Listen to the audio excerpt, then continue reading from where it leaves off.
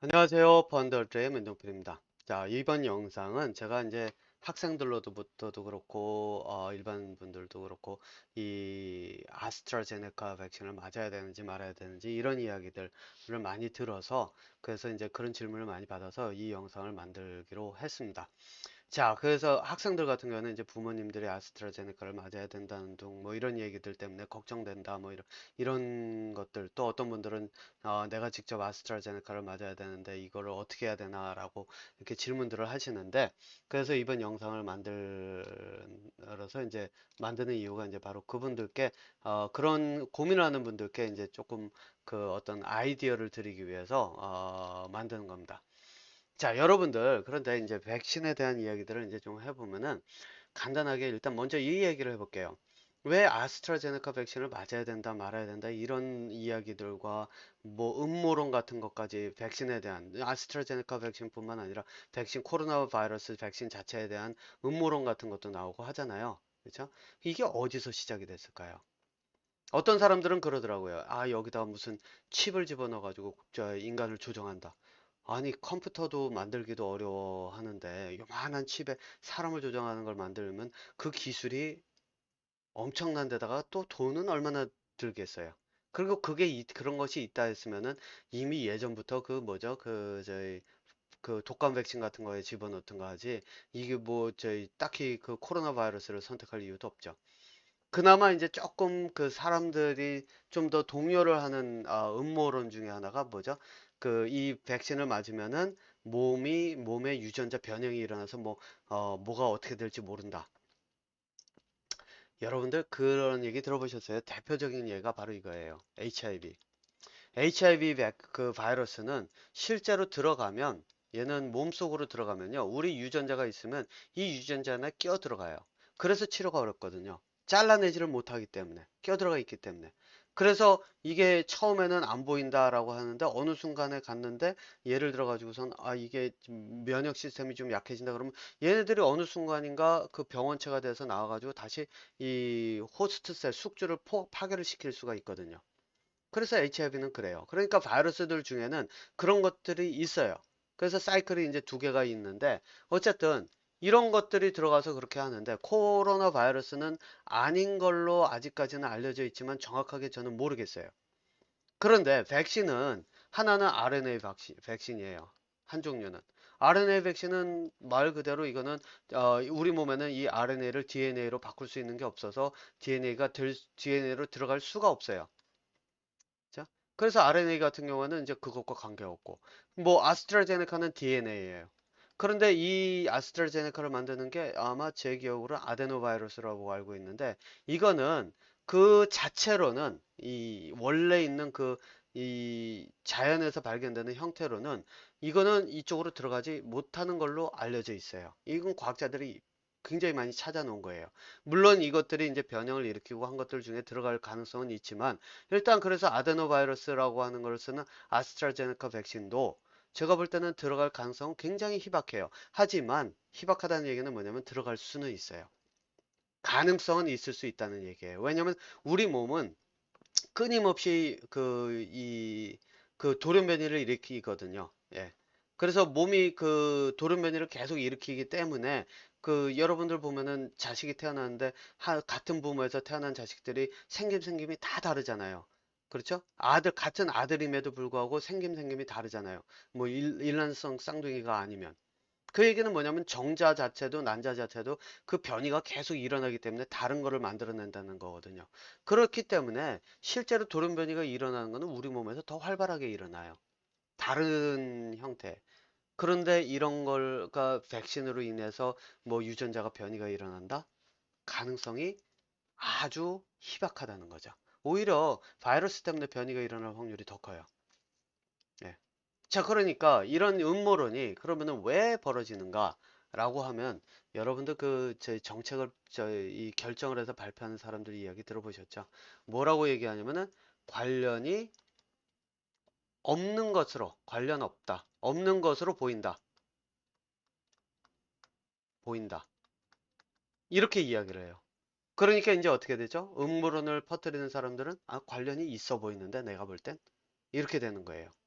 그리고 여러분들 그 처음부터 보셨으면 이제 아마 기억을 하시겠지만 여러분들 이거 한번 보세요. 파이저나 이런 것들도 물론 이제 머더나나 이런 것들도 RNA 백신도 혈전이 없을 수는 없겠죠. 왜냐하면 기저질환이 있거나 혈전이는 언제든지 생길 수가 있는 사람들이 있으니까요. 그렇죠? 예.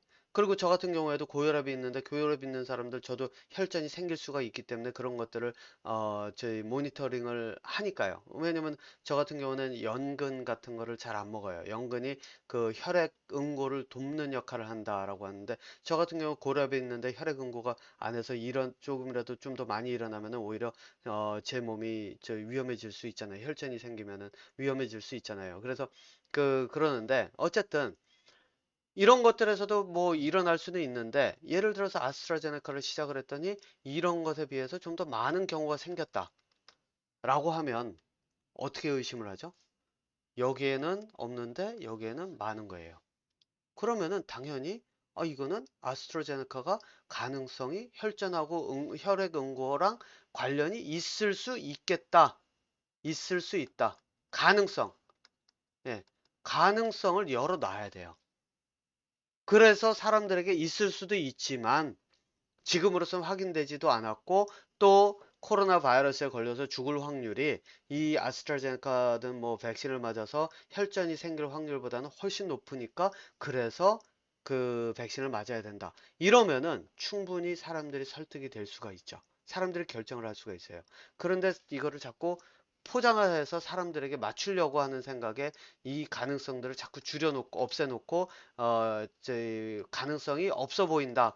연결고리가 없어 보인다. 그러니까 맞아야 된다. 이렇게만 주장을 하니까 자꾸 음모론 같은 게 생기는 거예요. 음모론이 생기는 게 다 여기서 생기는 거예요. 한쪽에서는 이건 이러니까 이렇다라고 얘기하니까 저쪽에서 아닌 것 같은데 니네 뭐 감추고 있지. 이런 식으로 나오는 거죠. 자, 그러니까 사실상 그러니까 이 정치하는 이 정책을 결정하는 사람들이 사실상 이 WHO에서 예전에 그거 보셨죠? 마스크 안 써도 된다. 그것도 전문가들이라는 사람들이 모여서 한 결과예요. 그런데 지금 나와서는 뭐죠? 마스크 다 쓰고 다니죠? 그 사람들 결론은 거짓말한 게 돼버리는 거죠. 예.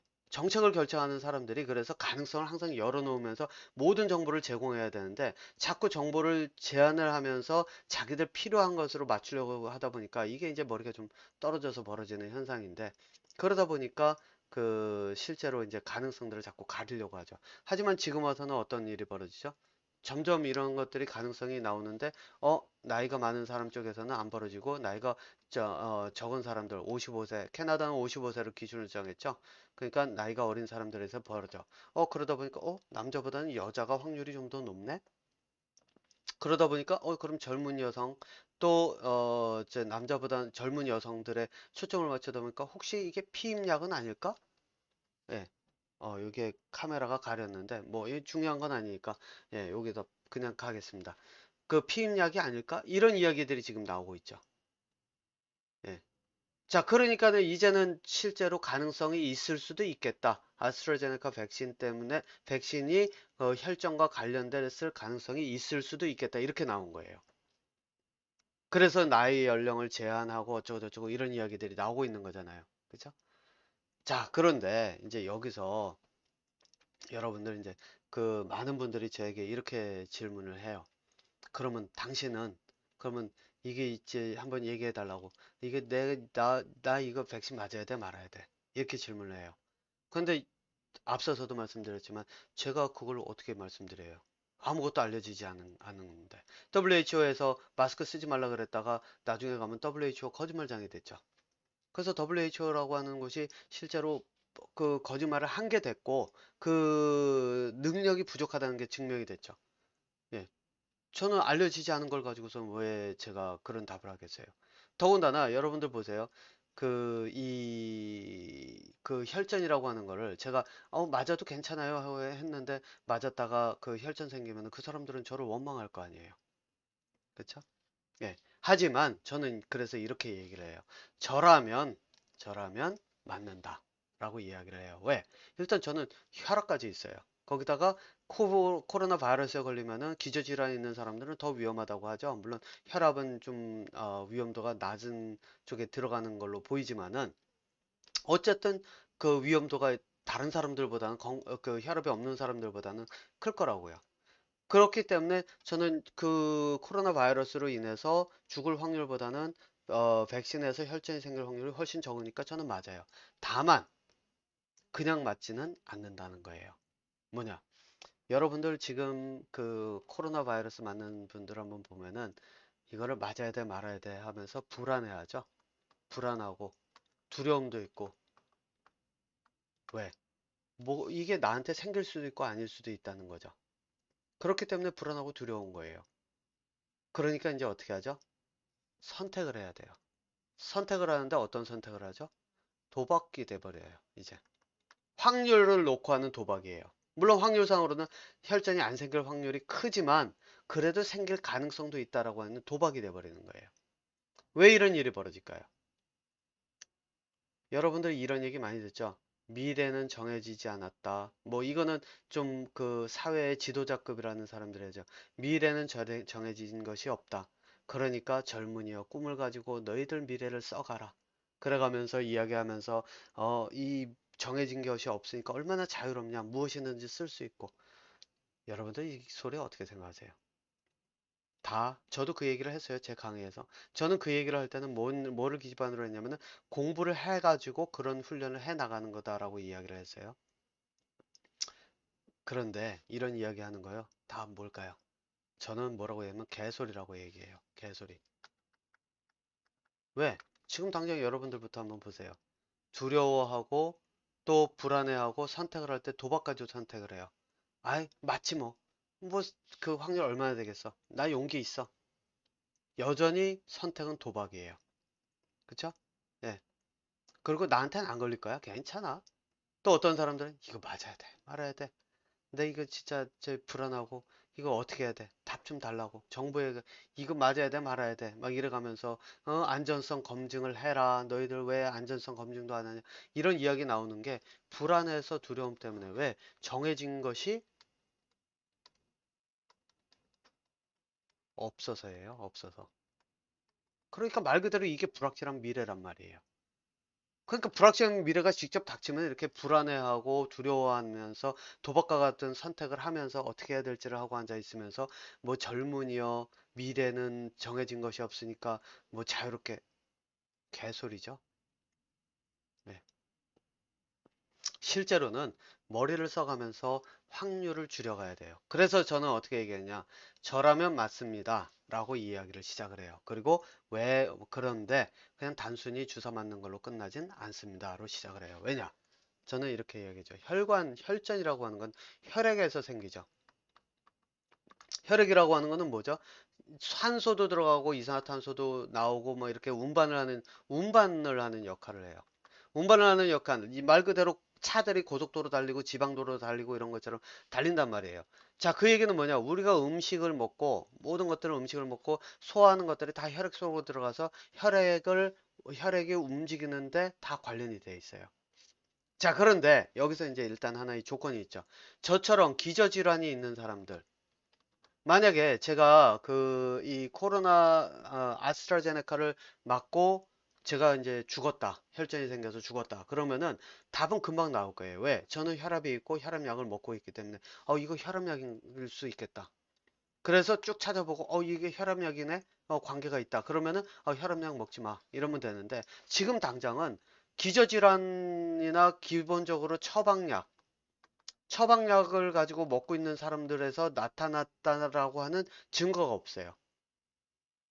그렇죠? 그러니까 처방약이나 기저질환하고는 일단은 벗어난 거예요. 그러면 뭐와 관계가 있을까요? 젊은 층들, 특히 이제 젊은 층들에서 하고 있는 생활과 관계가 있죠. 일상생활. 이것과 관계 있을 가능성이 커요. 자, 그럼 뭐가 있을까요? 스트레스 받거나 뭐 이런 것들이 들어가고 또 그 뭐죠? 여러분들 그거 아시죠? 이 설탕 같은 거를 당류가 많이 들어가면 설탕은 끈적끈적하기 때문에 혈액에 설탕의 양이 늘어나면 당 성분이 늘어나면 혈액 순환이 잘 안 돼요. 느려져요. 아무래도 그냥 일반 혈액보다 지방도 마찬가지고 이런 것들이 들어가면 혈액이 여러분들 그 얘기 들어보셨죠? 그 흐르는 물 속에 있는 돌에는 이끼가 잘 끼지 않지만은 그 고여 있는 물 속에 있는 돌에는 이끼가 끼는 거예요. 예, 그것처럼 혈전이 생긴다 하더라도 어떤 이유에서든 혈전이 생긴다 하더라도 당이 있어서 혈액순환이 느려지면 얘네들이 커질 가능성은 충분히 있어요. 그러니까 그런 확률을 줄이는 거예요. 그러면은 일단 먹는 것에서 처방약 같은 게 만약에 있었으면 이미 알려져 있을 테니까 처방약은 상관이 없으니까 꾸준히 먹고, 자 그러면은 뭐가 있죠? 음식들, 내가 먹는 것을 분석을 해야죠. 먹는 것. 그래서 봤더니 내가 영양제 먹고 있네.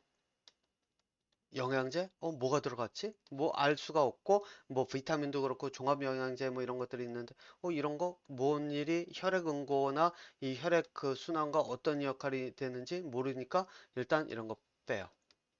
특히 한약. 저는 뭐 한약을 안 먹지만은 한약 같은 거 있는 거 여러 제제를 가지고 섞어서 막 다리고 이래 가지고 만들어 놓은 것, 이 성분이 뭐가 들어가 있는지 몰라요. 저는 이런 것들을 당연히 제외하죠.